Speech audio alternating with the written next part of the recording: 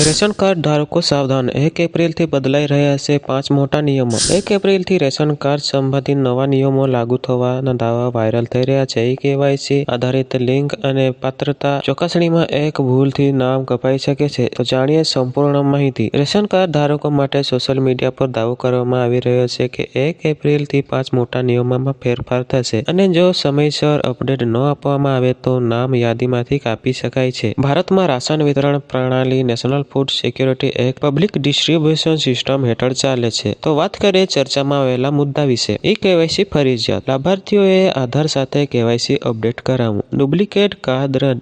1 થી વધુ કાર્ડ ધરાવતા લોકો પર કાર્યવાહી. આવક અને પાત્રતા ચકાસણી. નકલી લાભાર્થીઓને દૂર કરવા ચકાસણી. Digital ration card. Online verification system. સરનામું મોબાઈલ અપડેટ જરૂરી. ખોટી માહિતી હોય તો સમસ્યા થઈ શકે છે. તો સાચું શું છે?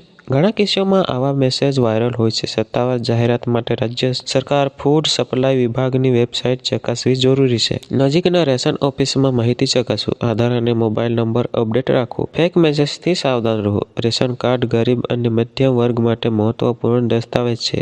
તેથી સમયસર માહિતી અપડેટ કરવી જરૂરી છે. શું તમે તમારું KYC અપડેટ કર્યું છે?